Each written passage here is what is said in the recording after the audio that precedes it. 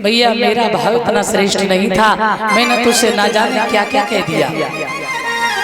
अब तो तुम माँ मुझे क्षमा कर दो। और सुन माँ, अब तू भोजन बना और जैसे बनाती थी वैसे ही बना, और बई में से हम पाएंगे। तो प्यारे सज्जनों ध्यान रखना, इसीलिए कहते हैं निर्मल मन जन सो मोहे पावा, निर्मल मन जन सो मोहे पावा,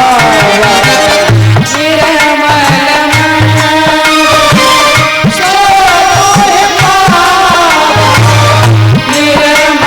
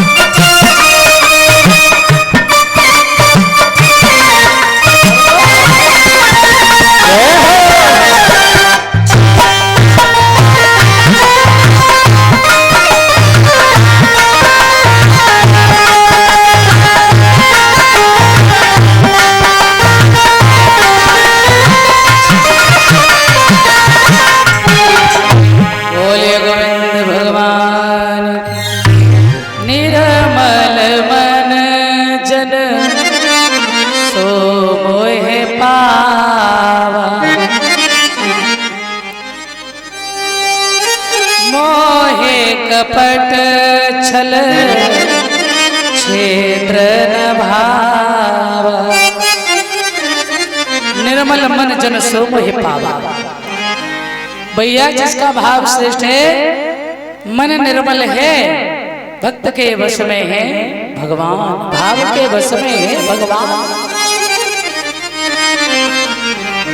विदुरानी के घर गए भगवान, तो भगवान ने छिलके खाए, छिलके गूदा नहीं। क्यों? विदुरानी भाव में आकर भूल गई कि हम क्या खिला रहे भगवान को। प्यारे गूदा गूदा फेंकती जा रही है और छिलका छिलका भगवान को देती जा रही है। अच्छा एक बात है महाराज, खिलाने वाला कुछ भी खिला सकता है, पर खाने वालों को भी तो तनिक होश होना चाहिए ना। लेकिन जब अनन्यता की भक्ति होती है ना, तो जब भक्त अनन्यता से प्रेम करता है परमात्मा से, तो परमात्मा को भी होश नहीं रहता है। अनन्यास चिंतन्तो माम ये जना पर पास्ते, तेसाम नित्याभियुक्ता नाम योगक्षेमं वहाम्यहम्। प्यारे कहने का मतलब जो है, अनन्यता से प्रेम, अनन्यता से जो भक्ति, भक्ति में जिसकी सरलता है, सरलता होनी चाहिए परिचय जी। ध्यान देना, एक बार एक व्यक्ति था और उसकी आदत थी सारे घर वाले खाना खा जाए वो खाता ही रहे, 4-6 लोग भोजन कर जाए मगर वो खाता ही रहे।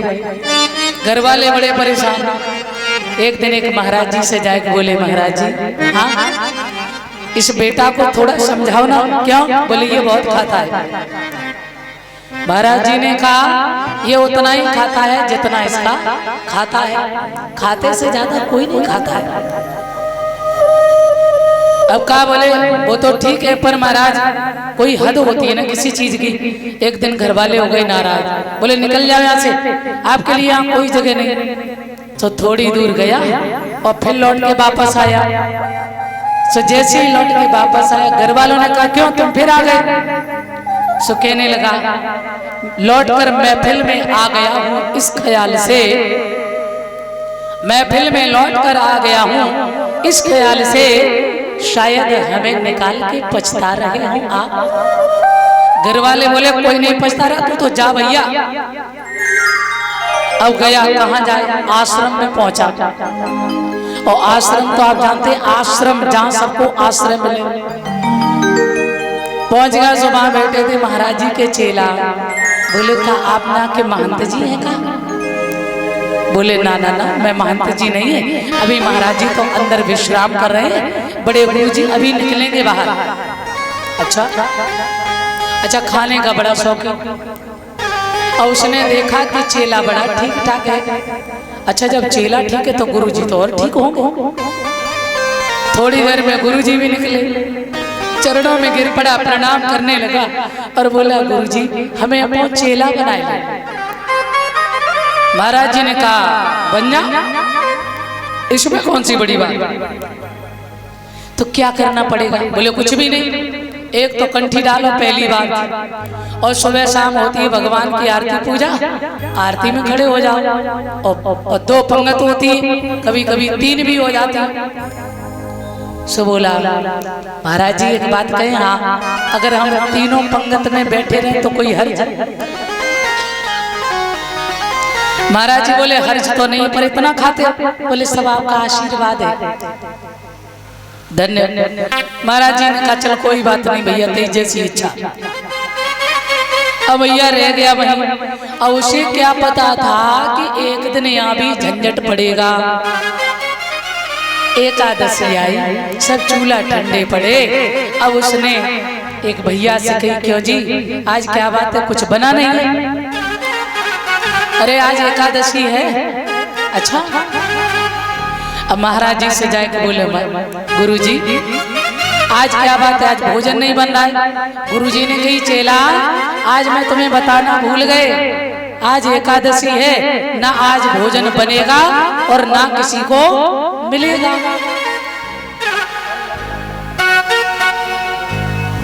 प्यारे सज्जनों, तो बोला गुरु जी हमको भी नहीं। बोले हाँ तुमको भी नहीं। कहने लगा गुरु जी सब चेलन तो एकादशी करा लो, अगर तुमने हमसे एकादशी कराई तो हमें द्वादशी देखने को नहीं मिलेगी। गुरुजी बोले तो मर जाओगे? बोले बिल्कुल। गुरुजी ने कही अच्छा तो एक बात बताओ, तुम बना के खा लोगे? अरे बोले मरता क्या नहीं करता। हाँ, सो गुरुजी ने कही पर एक बात सुनो बेटा, अब तुम हो गए हो वैष्णव, वो नदी के किनारे जाओ और जे आटा दाल ले जाओ, मैं भोग बनाओ, पहले ठाकुर जी को भोग लगाइयो और फिर खाइयो। हाँ ठीक है। गया, रोज तो बना हुआ मिलता था, आज बनाना पड़ा, देर हो गई। जब देर हो गई नहीं, अब जल्दी जल्दी भोजन की थाली बना के रखी। अब वो ये नहीं जानता था कि भगवान का भोग लगाया जाता है या खुद खाने आते हैं। वो तो जानता था कि भगवान खाने ही आते होंगे। सो थाली रख दी सामने और भगवान को बुलाने लगा, जल्दी आओ प्रभु जी, हमें बहुत जोर से भूख लगी, जल्दी आओ।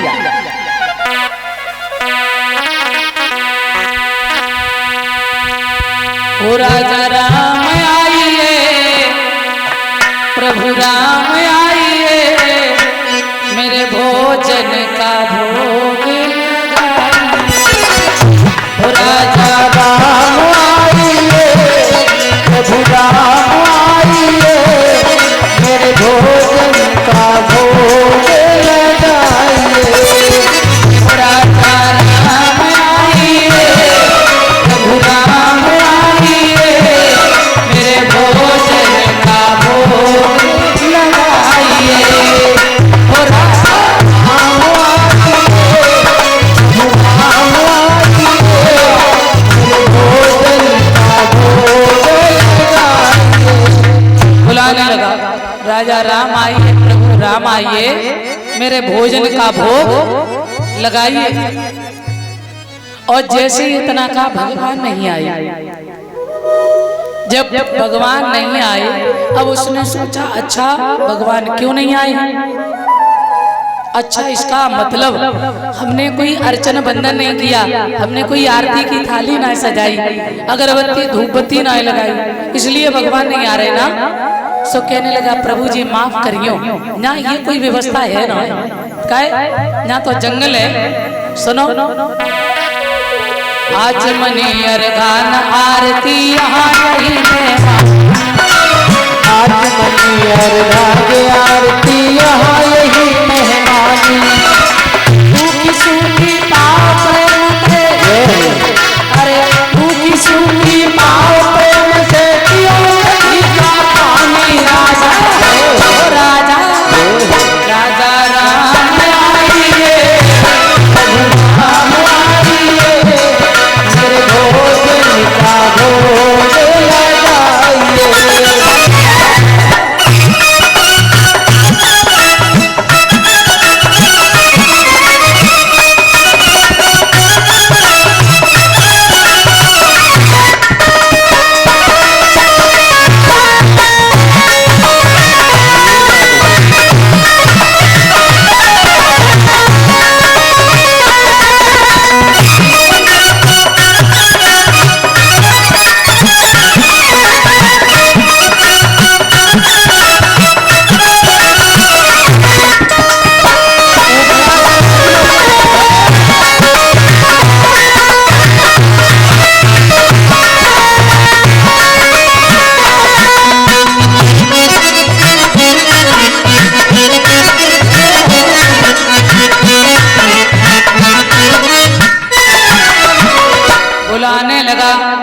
आचमनी अरगान आरती यहाँ यही मेहमानी। देखो अगरबत्ती और धूपबत्ती के चक्कर मत रहियो प्रभु, और रूखी सूखी पाव प्रेम ते पियो नदी का पानी। भगवान नहीं आए अब उसने सोचा अच्छा आप सोच रहे होंगे काय पिए नदी को पानी और काय खाए दाल के संग टिक्कर, हाँ मां मंदिर में सुंदर भोग मिलेंगे। सो कहने लगा सुन ले एक बात, पहली बात तो ये है कि हमारे पास कोई व्यवस्था नहीं, जो रूखी सूखी रोटी है, पूड़ी और कचौड़ी भगवान सेवक ने न बनाई और मिठाई तो भोग में है ही नहीं। और तुम सोच रहे हो कि मां मंदिर में भोग मिलेगा, जाके चक्कर में रही हो।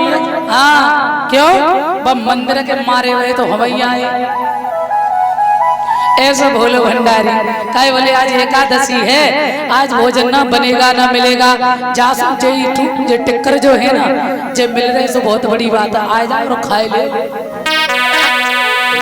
अरे भूल करोगे यदि तज दोगे भोजन रूखे सूखे, भूल करोगे यदि तज दोगे भोजन रूखे सूखे।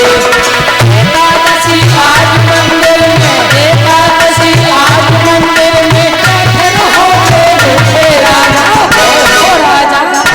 राजा राम आइए, प्रभु राम आइए, मेरे भोजन का भोग लगाइए। राजा राम आइए, प्रभु राम आइए, मेरे भोजन का भोग लगाइए।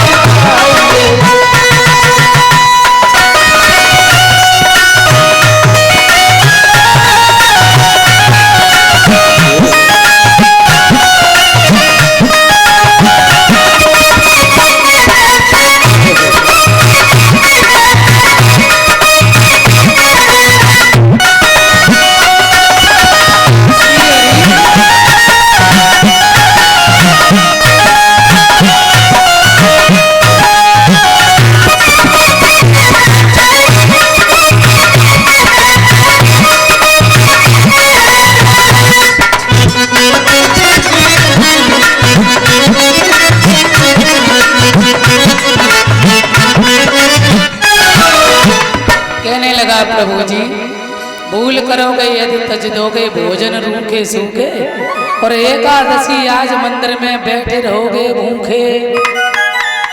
आ जाओ। अच्छा इस सरलता पर भगवान प्रसन्न हो गए। नाम सरल सब छल सनहीना और मम भरोसा ही हर्षना दीना। भगवान प्रसन्न हो गए। तो उसी समय भगवान चले और अकेले ना चले, माता जानकी को साथ लेके। सीता समारोह पितबाम भाग। माता जानकी और श्री राम जी दोनों आ रहे हैं। और जैसे ही उसने आता हुआ देखा, सुंदर आसन डाला और आसन पर बैठा लिया। मन में सोचने लगा, हम तो जानते थे एक भगवान होते हैं, जहाँ दो भगवान आ गए। हाँ, ऐसा भोला भंडारी सोचने लगा, गुरुजी ने तो एकादशी कराया नहीं, भाई जी हमारी थोड़ी बहुत जरूर कराए देंगे, खाने का ज्यादा शौकीन है। अब भगवान को प्रणाम करके मग्न मुक्त हो गया, प्रसन्न हो गया और बोला, अब आप दो लोग आए, चलो कोई बात नहीं, अब जो है सो सब ठीक है, अब तुम पाओ। थाली रख दी, भगवान को भोजन कराया। और माता जान, ये कौन है? बोले हमारी धर्म पत्नी। अच्छा अच्छा, उन्हें भी प्रणाम किया।